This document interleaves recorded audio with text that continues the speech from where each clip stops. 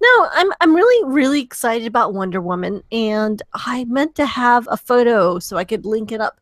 So as I was talking, you guys could see me when I was 5 years old, dressed up as Wonder Woman for Halloween. It was really horrible, but it was a costume my mother made, and I took it so seriously.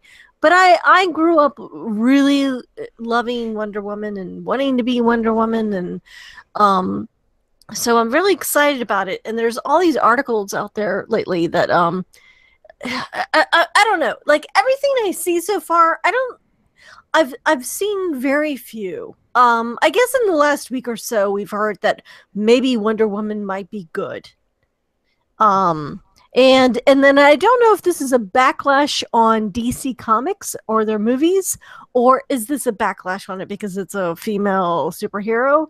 But some of the other stories you'll see if you do a general news search on Wonder Woman right now is that there's costumes for women being designed by Hot Topic. So, you could start buying sweaters and skirts and other things created with the Wonder Woman universe tied in. And this is not something you would see with, a male superhero dominated. You wouldn't see with Batman or Superman. And my point is that I don't know. I just feel like I mean, give the woman a break. Let her do her goddamn movie and let's see how it goes. No, I have a shit ton of Batman wear that would argue with you that this wouldn't happen with one of the guy characters. It seems like Batman's been on everything, but I do understand. Sweater, it seems. Yeah. Okay, go ahead. This is no, where I was know gonna get that. at. I'm not a fucking idiot about the. No. Right. No. This is what I. Go ahead. This is what I was going to get at is, Hot Topic is the store that is doing it, but it is, Ashley Eckstein's company, Her Universe, that is doing this. Right. Her Universe is one of those, as a reaction to the fact that I'm wearing a fucking Superman shirt. In my drawer behind me, I have, a whole bunch of a Batman shirt. I have, every single. I just bought four superhero shirts, but they're all in the man or unisex style, not for women. Oh yeah, it's hard to find them in women. Yeah, shirts. Yeah, exactly. And to where now there's an interesting thing going on with characters that I like from comic books. But these were did you look at the trailer that was embedded in, I think it was a Bleeding Cool article. Like there's a trailer where there's like this actually pretty hot looking dress that I would totally wear. No, yeah, that's something that they they started doing, that Her Universe started doing, because of the fact that like I was saying, there are some like sweaters and stuff on like We Love Fine that I as a dude want to own, but I don't think they would fit me because they're made for the fairer sex, and all that. But it's them doing like this is this is the Her Universe in the fashion side, because Ashley Eckstein, she's always had with Her Universe, it's always been like part it's like the t-shirts and stuff, but they're in the maybe the baby doll style or the I don't know any other shirt styles that go to women's clothing, because that part's a whole mystery to me. But or something more for a woman, maybe like a tank top or something like that. And then there's the more high fashion. When she launched this back in when was it? It was like 3-4 years ago, and they did a fashion line with based on like I think just just superhero characters in general. And there were some jackets where I'm like, those are kick-ass jackets. Like they had an outfit where it's like, okay, that's just a cosplayer. That's a cosplayer doing like a street version of Black Widow. Nope, that's stuff you could buy. Bullshit. That's too cosplay. But because it looked that good. It looked like the Black Widow on the just out and about around town, not super cosplay. I guess what I'm getting at is that has there been a lot of focus? I mean, say if you were to do a Google search on Wonder Woman and do, news, is there a lot of focus on the actual reviews for the movie? Because it sounds like the reviews are pretty good. The reviews are actually just starting to come out because they just broke the blockade. No, I know. You can't review it yet. But as we record today, they're out there, and yet I don't know. No, there's a same thing with. I'm totally reaching because of the fact that I'm on your show.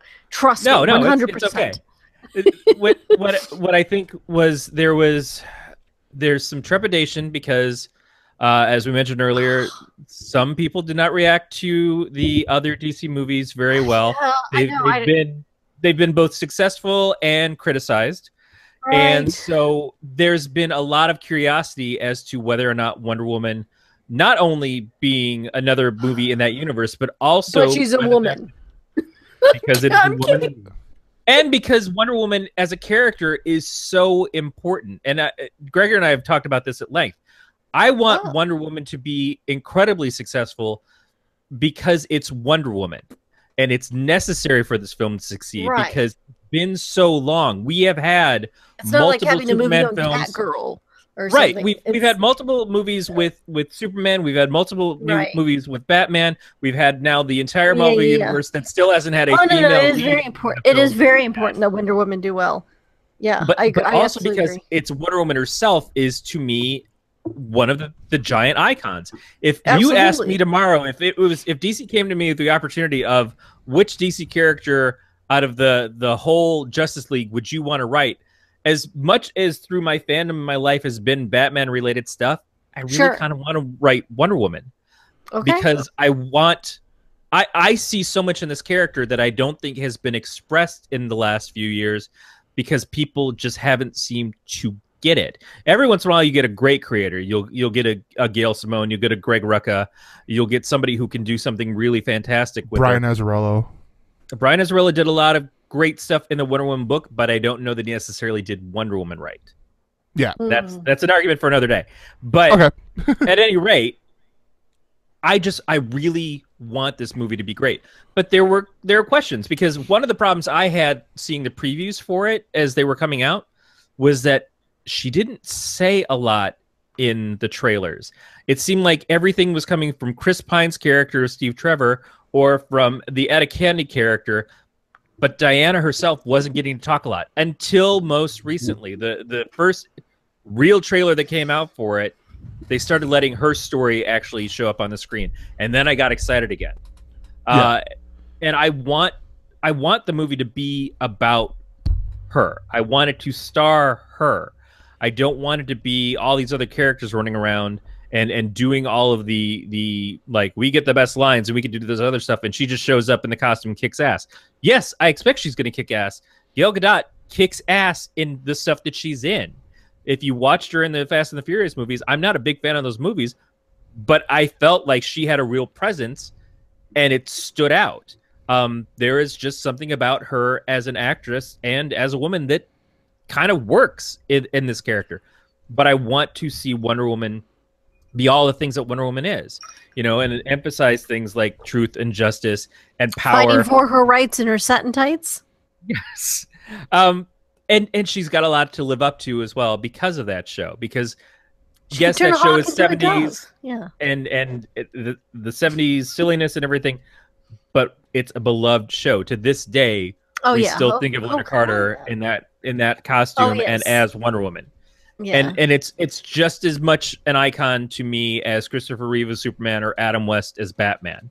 Those things still grab me and don't let go. So I want everything about Wonder Woman to be great. It's just that it didn't seem that Warner Brothers was giving the trust in the film for a while. But also now it seems like in hindsight, well, maybe they're just holding back because they didn't want to have to compete with the trailers for Guardians of the Galaxy, which is an established thing that they knew everybody was going to go nuts over. So Guardians came out and it's been doing great. And now there's no worries about like, we're going to get lost in the shuffle because in the couple of weeks since, Guardians is still doing very well, but now we've got Wonder Woman right around the corner, and we can talk about Wonder Woman now. And Wonder Woman is everywhere right now. Honestly, yeah, you're absolutely right. You know, and honestly, my main thing for Wonder Woman is I don't want her to fail because, my favorite DC female character has always been Mighty Isis, and there's no way in hell we're ever going to see an Isis film. Am I right? We probably won't under that name. They did a few years ago. They brought Isis into the comics. She was an anthropologist. Like I'm an archivist. I loved her when I was a child. And then there was that horrible show, Mighty Isis. A few years ago in the comics, they brought her in a storyline called 52, and they made her the matchup with the Black Adam character, because the character of Isis, when she started on the TV series, it matched her up with Shazam, and there are similarities in how her power set work and how Shazam power set work and how they came from mythology and stuff. But by the end of it, the character kind of disappeared, and now the name is Isis, kind of tanked, which is unfortunate. It's very like that's the saddest. Well, it's not the saddest part about Isis for me, but it's pretty close. It's up there. When I first heard the name Isis, and what we all know of it today, I was just like, God damn it. Yeah, and I appreciated when they started being referred to as ISIL instead of ISIS, because let's take that off the table a little bit. No, the best one I have with that is the British TV show The Last Leg. They actually called them, because they calling them ISIS or ISIL is too playing to their agenda. We're gonna call them a name that they're not gonna like. We're gonna call them Cis ISIS. And so it's like that, or I go the Philip DeFranco route of Goat Fuckers International. That's my favorite. That's absolutely that's all I had about Wonder Woman. Really, it was just that. Let's talk a little bit about her universe. We're like a week. We're like a week away, I think, or 2 weeks away. Yep. Next week. Yeah. I mean, the hype. I don't know. It just. I don't know. It's so. Here's the one problem I have, and this is piggybacking on DC, and this is, this is that everyone's like, oh, if she this was Marvel, movie has to be would she good. be getting this kind of criticism? Go. If she I don't think so. Okay, do you mean like if this was Marvel, like if she was in Marvel right now or Marvel early on? Yeah, I don't know. Just go. Whatever. Because if it was Marvel right, to talk. If this was like her like in Marvel right now, I don't think there would be the she has to be good. She has to set up this whole universe thing. I think there'd still be an era of that because of the fact that it would be the first female-led film. Much in the way that they're going to say those things about Captain Marvel. But Captain Marvel is going to have the thing going for it or against it, depending on the success of this film. Yeah. And Wonder Woman itself is riding off of the fact that Elektra and Catwoman came out years ago, and people are going to forget the fact that it's not about those movies were female-led films. It's because they were shitty movies. But at the same time, the first Hulk movie was a shitty movie. The Daredevil movie, a lot of people believe, is a shitty movie. So it's not so much that those characters were ever the problem, and there were certainly shitty films with guys in the form too. But people will determine whatever they want their narrative to be. I am very intimidated talking to you guys about this, but I don't know if that's the right. I don't know. I'm looking at it in my small little world view of it. So, but that's it's not as broad as you guys. So no, that's what a lot of people think, is because of the fact that this is the first female-led superhero that there's, and especially with DC, with the fact that a lot of fans, myself included, I feel like the DC movies, they've been trying to play catch up to Marvel so much that it's not. It was like what Corey said earlier, really? Where it's because they announced 3 years ago at Comic-Con after Man of Steel a slate up until 2020. Right. You know, back and they can't way get directors to stay on the films for some of those characters. Yeah, and I'm talking about the Flash, by the way. I'm not talking no, about yeah.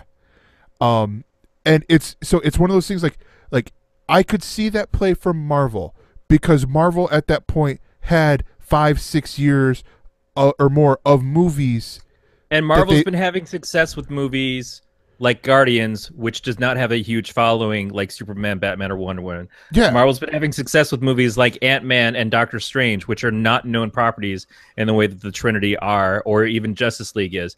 So Marvel has been proving themselves not just with their mainstream characters, but with their second, third, fourth tier characters in their films. And that's why I think that they get more of a pass. Now, a lot of people are also very critical of Marvel because, well, all the films sort of feel the same. Yes.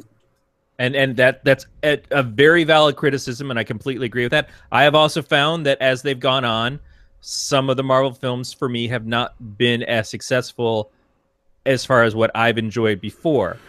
And maybe they're getting a little old, not just necessarily because they're repetitive, but because maybe some of the spark and shine is gone. Maybe we do need something different. But I think what I've seen, the reactions that I saw from Batman v Superman, even people who were critical of the movie, like myself, they felt that they really enjoyed Ben Affleck as Bruce and Batman, and that they thought that Wonder Woman pretty much ruled the whole thing. When she showed up on there... Really? Yeah. And nobody liked Harry... it was a Harry Carville? Henry Cavill. The problem... I remember him from the Tudors, but yeah. The problem with Henry Cavill and his Superman is the fact that with this being a Superman story, you then relate it to the other characters, and you get like, this is the Man of Steel argument that Corey has said numerous times, and he will correct me if I'm wrong, but because I felt like with Superman, they sort of missed the heart of the character, like much like you will probably feel this way if, and I'm hoping this doesn't happen, but if they make Wonder Woman just straight out of left field, nowhere near any way of you know, how she was in the comic books, how she was with, you know, with Linda Carter being her they go on with the TV. Kathy Crosby version of Wonder Woman from the old TV movie. Yeah. You know, something like you that. You mean not a dominatrix? I'm sorry. I'm going back to the original. Yeah, the original Wonder Woman, the lie detector.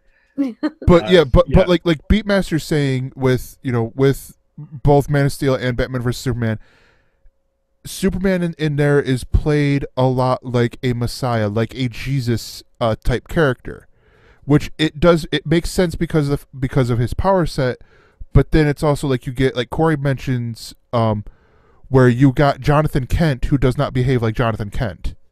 Jonathan Kent would not say, don't show your powers or let me die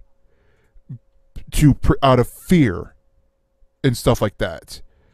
For me, Clark was always an incredibly human person who had extraordinary abilities. Even though he was an alien, he was raised by human parents who taught him what humanity was about. And so when I've watched these films, I don't get that connection to the Superman on the screen in the way that I feel like I should.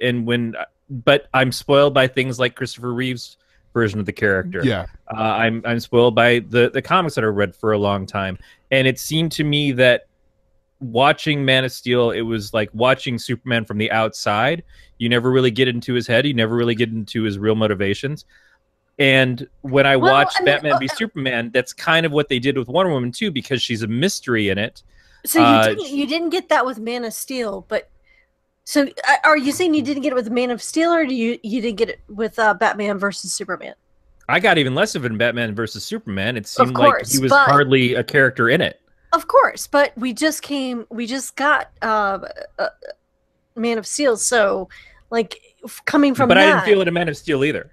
Okay. In Man of Steel, I felt like it was part of it is the fact that everybody treated him as suspect, and it bothered me, and I didn't like the way that they tried to motivate the character in the first place with Jonathan's death.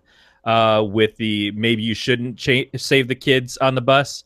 That kind of stuff did not work for me in the way that Clark was raised. Clark was raised with a belief that life counts above all else, and protecting others counts above all else, and family counts above all else. And so it changed the dynamic of what Superman was to me. Now, I'm not saying they can't fix that, and I have nothing against Henry Cavill as the actor in the role. I just didn't enjoy what they gave him as a story to work with.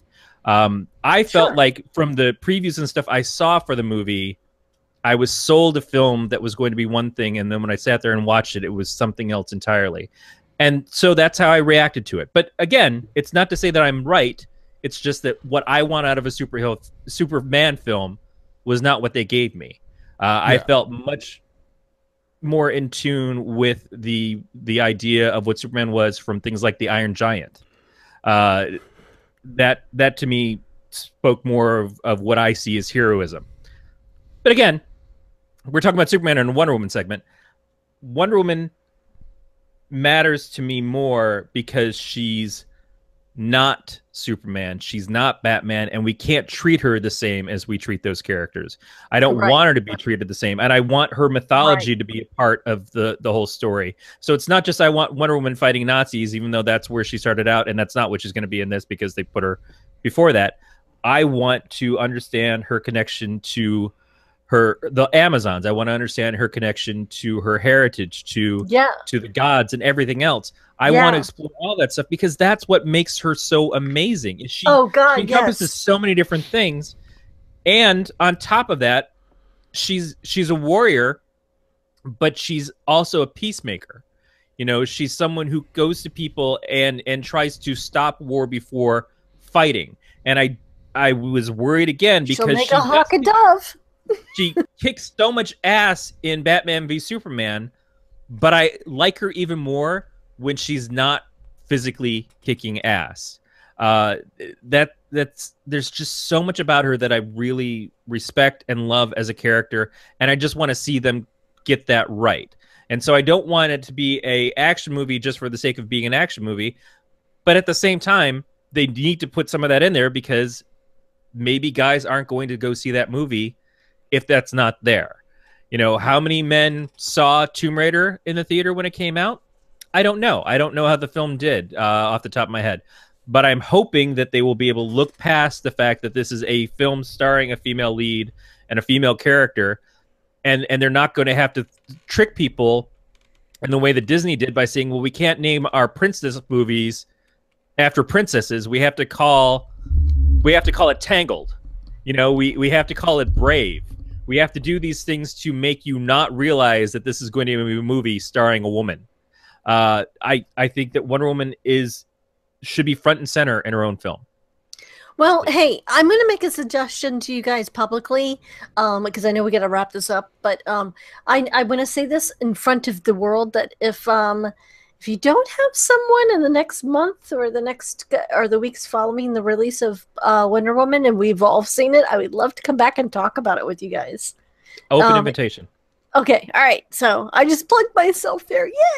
Okay, but that's fine. You're going to have a million other people who are going to be much more educated and better to talk about it than I will be. There is a point in time for getting the educated people on there. And also to throw in there, Corey, the box office for the first Tomb Raider, Lara Croft Tomb Raider, that starred Angelina Jolie, was $274.7 million.